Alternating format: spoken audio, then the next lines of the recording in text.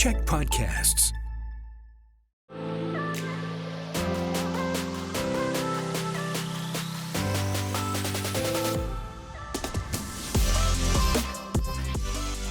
I want to welcome you all today to House Guests. This is the show podcast where I invite my friends on that I think are really interesting, have lots to say about house and home and decorating, and that I want to share with you.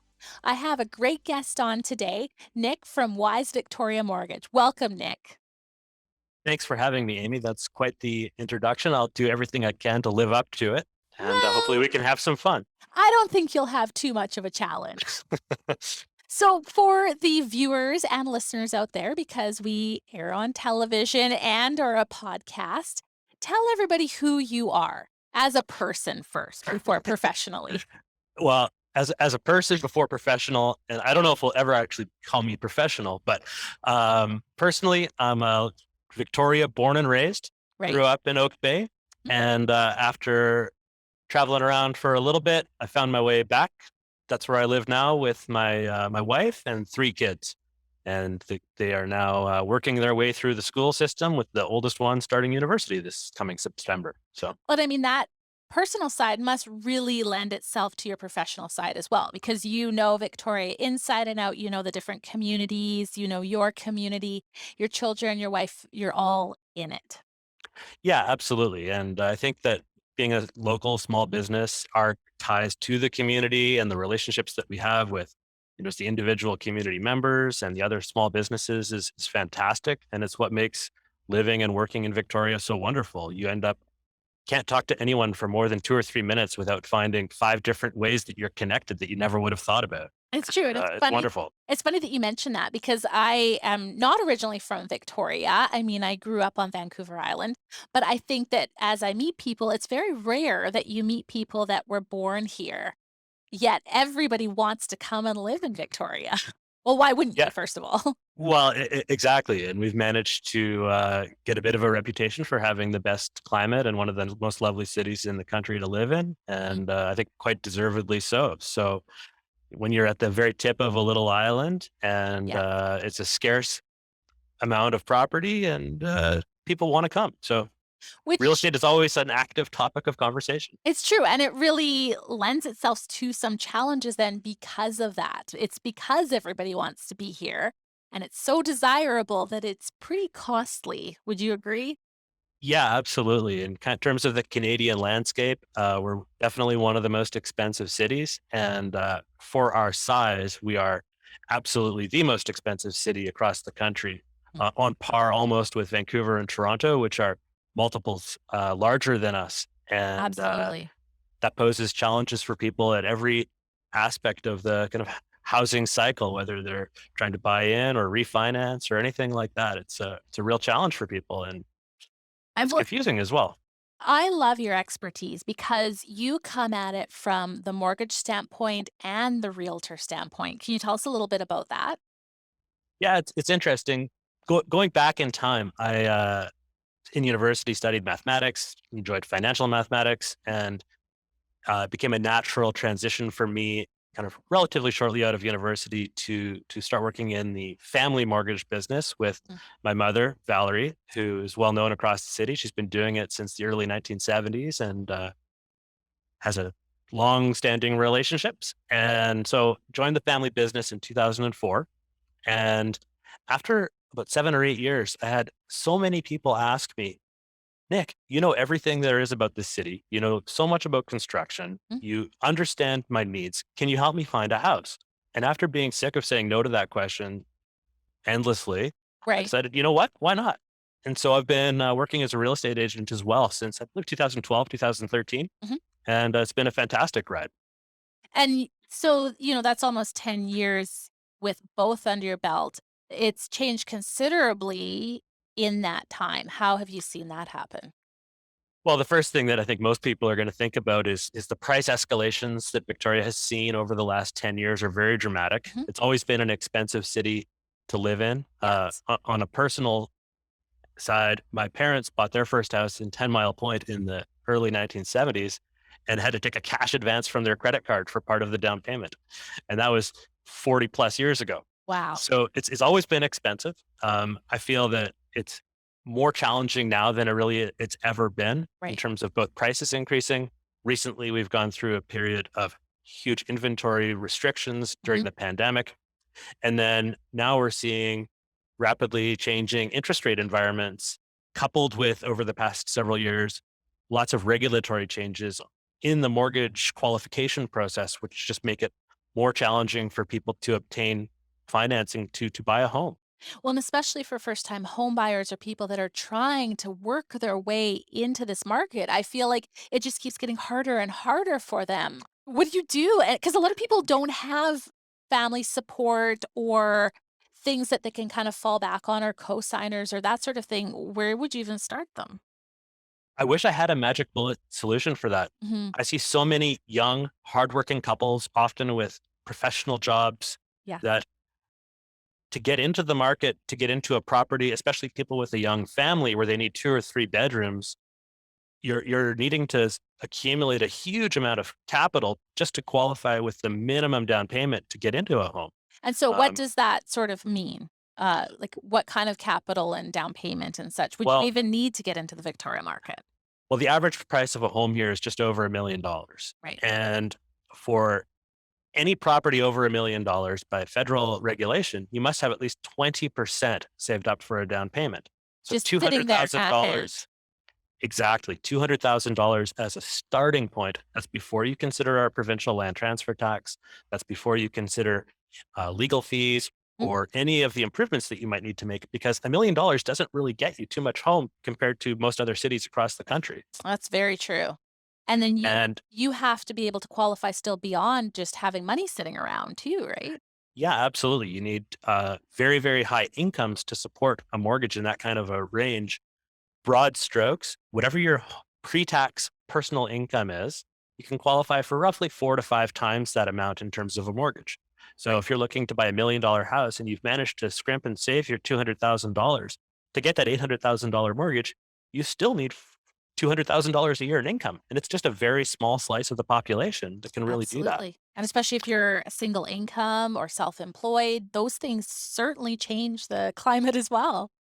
Well, absolutely. For young single people, it's unless they are exceptionally high income earners or have incredible family support, it's very, very challenging. And Mhm. I never cease to be amazed by the, ingenuity and the ability to save that some people demonstrate in being Right. able to get into the housing market.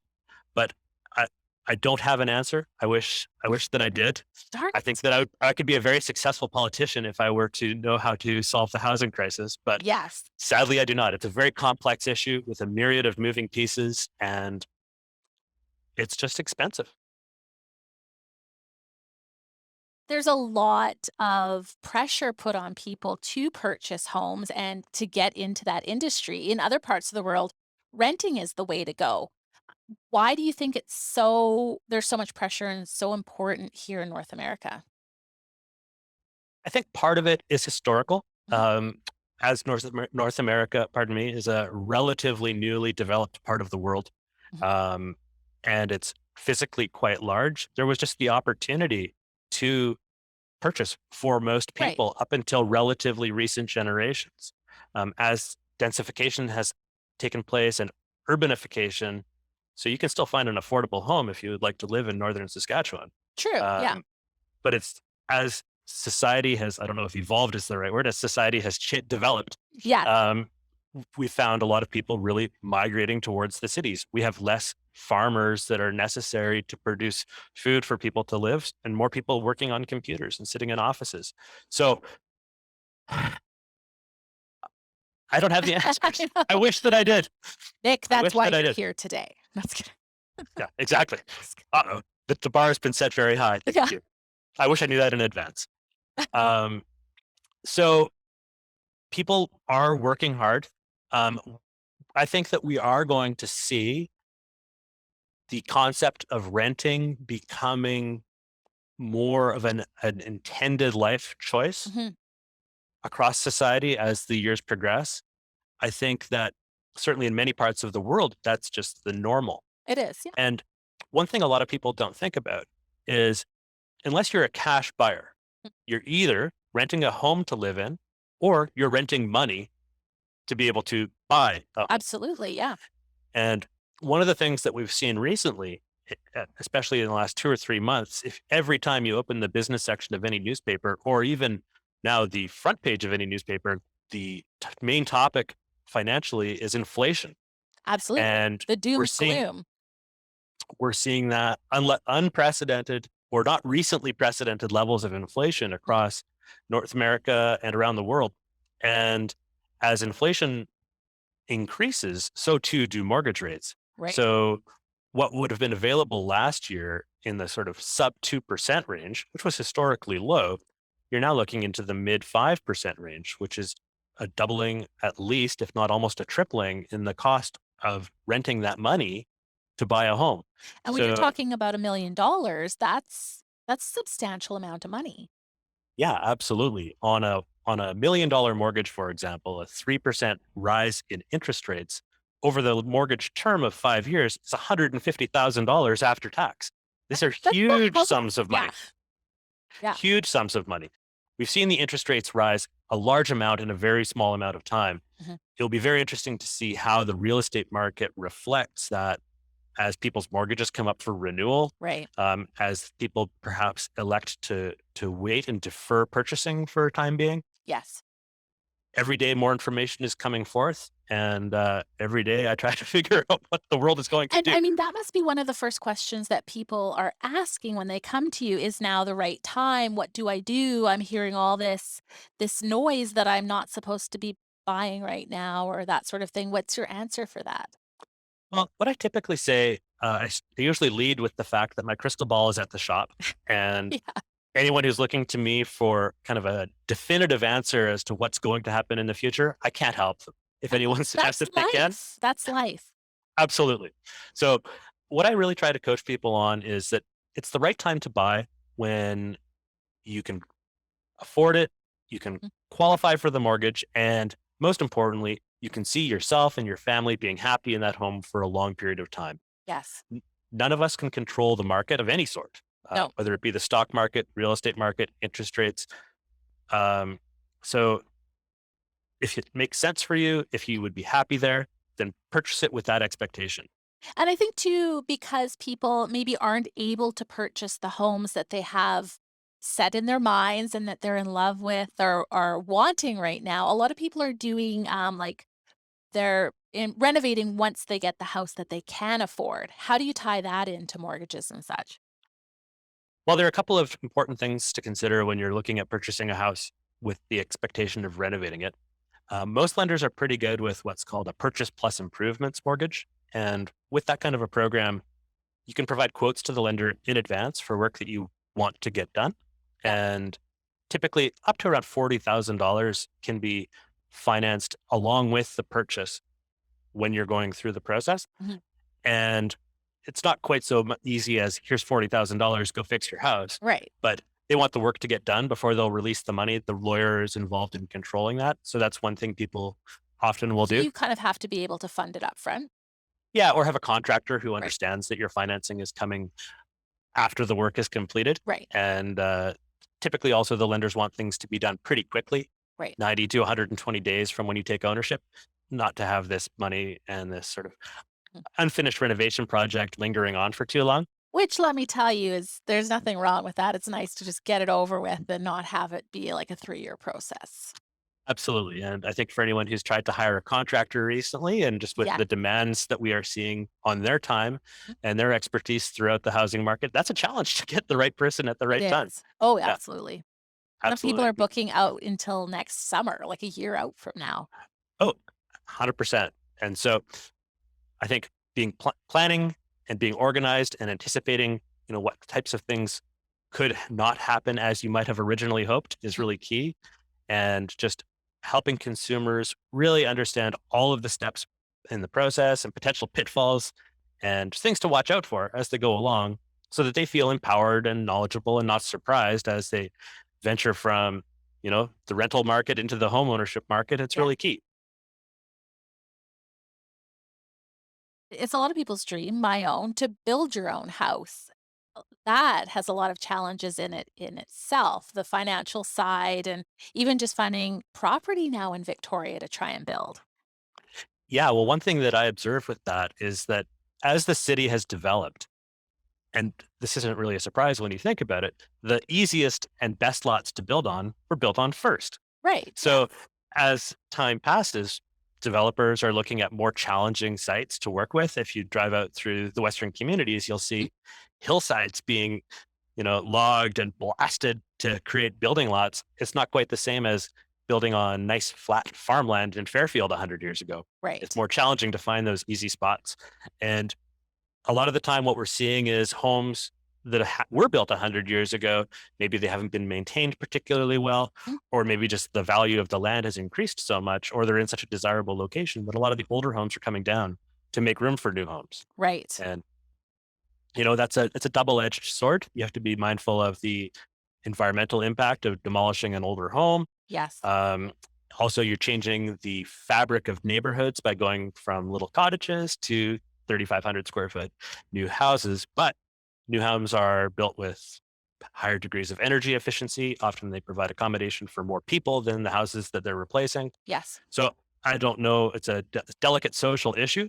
And I know that a lot of neighborhoods are up in arms as they watch one more old timer get torn down. But Yeah. it's hard to get in the way of someone and their dream if they've got the money to make it happen. It's true, and I mean, from a design standpoint, the luxury of being able to produce your own layout, your own plans that really, gear to your lifestyle and your family's needs and such, it's just something that would be so amazing to start from scratch. Well, absolutely. And I think particularly for someone such as yourself in the design industry, absolutely, that's hugely appealing. It's really interesting to me how much families and society's expectations of what a house is have Right. changed over the years. Mhm. You talk to people who grew up in the 1940s and 50s and they had 7 kids in a 3-bedroom house. And now it's like, well, no, I need each kid to have their own room with their own ensuite. Absolutely, And and high end finishes and everything that's that right. goes along with that. That's right. For to imagine 7 children sharing one bathroom now is almost preposterous, but so that was the way that most of our, uh, parents and grandparents were raised. So, It's true. And just the expectation to keep renovating every few years because you don't like your finishes anymore, or they're out of date, or they haven't stood up because a lot of things just aren't the quality that they used to be either. yeah, absolutely. One of my favorite things, when I'm working as a real estate agent is walking into a home that's an absolute time capsule from the Yeah. day that it was built, often down to the furniture. And I can envision these people having gone to, Woodward's in 1962 and purchased a new living room set and never changing it for 60 years. It's absolutely amazing. And the thing is, people spent a lot of money on their furniture back then. I've had clients who, spent thousands of dollars on a dining suite and their kids don't want it. Nobody wants it. They can't sell it. They can't sell it at the auction. And there's nothing wrong with it. It's just super dated looking. Well, exactly. I think people's tastes evolve quickly. And I think that there's an immediate gratification expectation that society has developed now. Yes. And it's just interesting to see the changes. Certainly, there's nothing wrong with grandma's old oak table, but No, and I mean, and everything comes around, right? exactly, if you can be patient and foresee the trends before they come, well, that's where they have to talk to someone like you. That's true, yes. Well, and lots of times when we have a client that's selling things either because they're downsizing or moving that like, if they have teak furniture or anything mid-century modern, primo, people will buy that for sure. Yeah, absolutely. I think that the 1912 antique, Fort Street Antique Row has changed, and everyone looks for that 1960s stuff now, and it moves in cycles. So question for you, with the way the market is in Victoria right now, everything's fast turnover, it's, bidding wars. I mean, it's cooling down a bit for sure, but I think it's still a reality that there's a lot of unconditional offers and all that sort of thing. How can people have all of their ducks in a row moving into that scenario? So I think any person who works in the real estate industry would be more than happy to tell you that they absolutely loathe the unconditional offers and the frantic pace of the market over the last year or two. Yeah. It's even worse for consumers. But the best thing that you can do when you're going down that path is to have a really trusted advisor in the real estate side as well as on the mortgage side And if you're forced to make an unconditional offer, make sure that all of your documentation has been reviewed up front. You've got yourself your pre-approval, that your income has been looked at, that your credit has been looked at. Far too often we have people, giving us a call where they find themselves in a binding contract and they assumed that it would be easy to get a mortgage because the last time they did it was. Right. The federal government keeps changing the rules and moving the goalposts in an effort to, well, decrease the amount of borrowing that Canadians are doing and Yeah. making it more difficult for the same income to get a mortgage. So start early. If you can at all avoid it, please do. If Mhm. you have to go down that road, understand that there's risk associated with that and have someone really guiding the ship who's been through it before and knows what they're doing. Does it make sense to contact someone like yourself to sort of help guide you towards that process, like the earlier the better kind of thing? Or is it they should sort of know what they want by the time they call you? No, it's the earlier on in the process of starting to think about purchasing a home that you reach out to somebody like me, the Mhm. better. Okay. Oftentimes, there are little things like a blip on someone's credit that was a mistake. You can Right. fix that if you have time. It's Mm. hard to fix that at the last minute. Right. We had a situation very recently where someone had another gentleman with a very similar name in a different province running up lots of bad debts, and the credit bureau had it moved best up, and they were reporting all of these bad debts and write-offs to our client's credit report. It had nothing to do with him. It was just a straight mistake. But it's But just another step in having to get your financing. trying to get, TELUS or Fido to admit that they've made a mistake and Oh. undo the written off cell phone expense that they've reported to a collection agency, it can it can be done. But Mhm. time is an asset. That's so true. And just lots of little things that you can do to prepare yourself and ensure that when the time comes and you do find that perfect home, that you have done everything that you can to position yourself so that you can actually make your dream come true and not be derailed at the last minute by some small paperwork obstacle that could have been avoided with a little bit more planning. Well, Nick, if people would like you to help make their dreams come true, where can they find you? So the way to find me is by my website, www.wisevictoria.com. You can call us at the office, 250-388-9473, and my personal cell phone, 250-744-9473. Love to talk to people, love to get them engaged in the process, help them understand their options, what's going on out there, and basically make their dreams turn into something real. Awesome. Thank you so much for being on the show, Nick. Thanks so much, Amy. It's been a pleasure. Have a great afternoon. You too.